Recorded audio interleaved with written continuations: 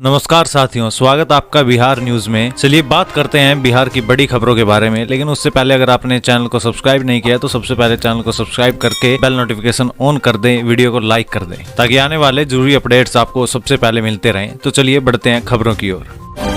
हमारी सरकार बनी तो बिहार से हटाएंगे शराबबंदी, मांझी ने कहा। शराब की वजह से 80% दलित जेल में, सम्राट बोले हम लीकर बैन के पक्ष में। बिहार में शराबबंदी को लेकर पूर्व सीएम जीतन राम मांझी ने बड़ा बयान दिया। उन्होंने शनिवार को पटना में कहा कि हमारी सरकार बनी तो राज्य से शराबबंदी समाप्त करेंगे। वर्तमान सरकार शराबबंदी का दावा करती है, उसे नोबेल पुरस्कार मिलना चाहिए। हालांकि एनडीए के सबसे बड़े घटक दल बीजेपी ने मांझी के बयान का विरोध किया। बीजेपी के प्रदेश अध्यक्ष सम्राट चौधरी ने कहा कि हम शराबबंदी का समर्थन करते हैं। पूर्व सीएम मांझी ने कहा कि शराब की वजह से 80% दलित जेल में बंद है। एक पौवा पीकर शाम में घर जाता है और रास्ते में पकड़ा जाता है। 500 रुपए कमाने वाला 2 से 3 हजार जुर्माना कहां से देगा, मजबूरन जेल चला जाता है। नीतीश कुमार पर कटाक्ष करते पूर्व सीएम ने कहा कि आपका शराबबंदी कानून ठीक से नहीं चल रहा है, मेरी सरकार आएगी तो हम लोग गुजरात की तर्ज पर लागू करेंगे। हालांकि बीजेपी ने मांझी के इस बयान का विरोध किया है। प्रदेश अध्यक्ष सम्राट चौधरी ने शराबबंदी का समर्थन करते हुए कहा कि हम पूर्ण शराबबंदी के पक्ष में, हमारी सरकार आएगी तो शराबबंदी जारी रहेगी। थिएटर की परमिशन नहीं मिलने से सोनपुर मेला ठप, मालिकों और दुकानदारों ने बंद करवाए सभी स्टॉल। दोपहर बाद प्रशासन की पहल से लौटी रौनक। थिएटर, झूला और मौत का कुआं को लाइसेंस नहीं मिलने के कारण कल शनिवार को सोनपुर मेला बंद कर दिया गया था। दुकानदारों और स्थानीय लोगों ने थिएटर संचालकों के साथ मिलकर मेले को बंद करवाया। मेला घूमने आए लोग निराश होकर इधर उधर भटकने लगे। हालांकि दोपहर बाद जिला प्रशासन ने कहा कि मेला बंद नहीं है, लाइसेंस को लेकर कुछ इश्यू हुआ था। संबंधित लोगों से मीटिंग करने के बाद अब मेला शुरू हो गया है। इससे पहले सरकारी प्रदर्शनी स्टॉल को छोड़कर सभी स्टॉल बंद करवा दिए गए। करीब 5000 लोग सुबह से मेला देखने पहुंचे थे। लोगों का कहना कि मेला बंद होने से कहा किसी तरह का नोटिफिकेशन जारी नहीं किया गया, लेकिन यहाँ आने पर देखा कि सभी स्टॉल बंद पड़े हैं। जयप्रकाश राय ने बताया कि एशिया के नामी मेले को उखाड़कर राजगीर मेले में शिफ्ट कराने की कोशिश की जा रही है। वहां हर एक चीज का लाइसेंस दे दिया गया है। यहाँ लाइसेंस देने में बहुत मुश्किल पैदा कर रहे हैं। 1 हफ्ता हो गया, अब तक थिएटर चलाने का लाइसेंस नहीं मिला। लाइसेंस नहीं मिलने के कारण मेला उखड़ रहा है। बहुत चीजों का लाइसेंस नहीं दिया जा रहा है। दूर दूर से लोग आते थे जो अब नहीं आना चाह रहे हैं। मेले को डुबा दिया गया है। आज मेले की स्थिति काफी खराब है। झूला, थिएटर सब बंद पड़े हैं। पराली जलाते पकड़े गए 64 किसान, रजिस्ट्रेशन रद्द, सैटेलाइट से रखी जा रही है निगरानी। मैनाटांड में पकड़े गए सबसे अधिक किसान।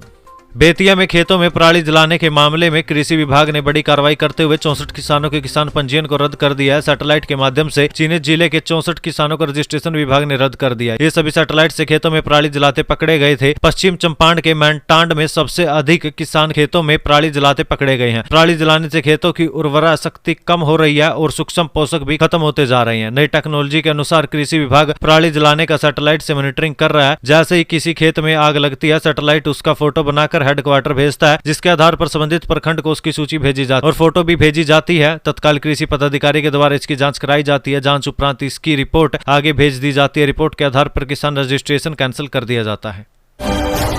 6 दिसंबर तक मौसम में बदलाव की संभावना नहीं। 24 घंटे के दौरान हो सकती है बूंदाबांदी। 3 किलोमीटर प्रति घंटे की रफ्तार से चलेगी हवा। समस्तीपुर और आसपास के इलाके में 6 दिसंबर तक मौसम में ज्यादा बदलाव की संभावना नहीं है। अधिकतम और न्यूनतम तापमान सामान्य रहने की उम्मीद है। डॉक्टर राजेंद्र प्रसाद केंद्रीय कृषि विश्वविद्यालय के मौसम विभाग ने पूर्वानुमान जारी किया है, जिसमें कहा गया कि उत्तर बिहार के जिलों में बादल छाए रहेंगे। अगले 12 से 24 घंटे के दौरान समस्तीपुर और आसपास के इलाके में बूंदाबांदी की संभावना बनी रहेगी। इस दौरान मौसम शुष्क रहने की भी संभावना है। वहीं मौसम वैज्ञानिक डॉक्टर गुलाब सिंह ने बताया कि इस अवधि में अधिकतम तापमान 26 से 29 डिग्री सेल्सियस के बीच रहने की उम्मीद है, जबकि न्यूनतम तापमान 17 से 19 डिग्री सेल्सियस के बीच रहने की संभावना। उन्होंने कहा कि इस अवधि में 2 से 3 किलोमीटर प्रति घंटे की रफ्तार से पूर्वी हवा चलने का अनुमान है। हालांकि कुछ जगहों पर पछिया हवा भी चल सकती है। उधर पिछले 24 घंटे के दौरान जिले का अधिकतम तापमान 27.7 डिग्री सेल्सियस रिकॉर्ड किया गया, जो सामान्य से 0.9 डिग्री सेल्सियस अधिक है। सिवान के 6 बीएड कॉलेज की मान्यता हो सकती है रद्द। यूनिवर्सिटी को 2 दिन के अंदर देना होगा स्पष्टीकरण। फॉर्म भरने को लेकर बरती लापरवाही। गूगल मीट पर बीएड कॉलेजों द्वारा सूचना नहीं भरने पर जेपी यूनिवर्सिटी के कुलसचिव डॉक्टर रणजीत कुमार ने सिवान के 6 बीएड कॉलेज से स्पष्टीकरण मांगा है। 2 दिन के अंदर स्पष्टीकरण नहीं देने की स्थिति में कॉलेज की मान्यता रद्द कर देने की बात कही है। कुलसचिव ने बताया कि सभी कॉलेजों को गूगल मीट पर कॉलेज की सूचना भरने का निर्देश दिया गया था। कॉलेज के प्राचार्य द्वारा लापरवाही बरती गई। आधारभूत संरचना से लेकर कॉलेज के अंदर क्लासरूम की संख्या, कॉलेज में कुल नामांकित बच्चे, पुस्तकालय, शिक्षकों की संख्या, शिक्षेत्र कर्मी का ब्यौरा, शैक्षणिक और प्रशैक्षणिक जानकारी मांगी गई थी। सारी जानकारी कॉलेज के प्राचार्य के द्वारा गूगल मीट पर भरनी थी, जो कि सिवान के कुल 6 बीएड कॉलेजों ने नहीं भरी थी। सभी कॉलेजों से 2 दिन के अंदर स्पष्टीकरण मांगा गया है। स्पष्टीकरण नहीं देने की स्थिति में मान्यता रद्द करने का कुलसचिव ने निर्देश दिया है। 5 सूत्री मांगों को लेकर आंगनबाड़ी सेविकाओं ने किया प्रदर्शन। जिला मंत्री बोली सरकार अपना रही दमनकारी नीति, मांग पूरी नहीं होने तक जारी रहेगी हड़ताल। जहानाबाद आंगनबाड़ी सेविका और सहायिकाओं ने 5 सूत्री मांगों को लेकर धरना प्रदर्शन किया। उस दौरान आंगनबाड़ी सेविकाओं ने बताया कि वह अपनी मांग को लेकर 29 सितंबर से अनिश्चितकालीन हड़ताल पर उनकी मांगों को सरकार द्वारा पूरी नहीं किए जाने के कारण हड़ताल लंबी चल रही है। इस दौरान जिला मंत्री मंटू देवी ने बताया कि सरकार के द्वारा हमारी मांगों को पूरा नहीं किया जा रहा है और सरकार हम लोगों पर दमन नीति अपना रही है। जब हम लोगों ने अपनी मांगों को लेकर पटना में प्रदर्शन किया तो हम लोगों पर लाठियां बरसाई गई, जिसमें कई महिलाएं घायल तक हो गई थी। उन्होंने कहा कि सरकार द्वारा दमन नीति अपनाकर हड़ताल तुड़वाने का प्रयास किया जा रहा है। कितने सेविका एवं सहायिकों को चयन मुक्त कर दिया गया है, लेकिन सरकार के दमन नीति से हम लोग डरने वाले नहीं हैं। जब तक सरकार हम लोगों की मांग नहीं मान लेती तब तक हम लोग हड़ताल जारी रखेंगे। यूपीएससी की राह पर अब बीपीएससी। हर साल 30 सितंबर को होगी पीटी और 3 से 7 जनवरी को होंगे मेंस एग्जाम।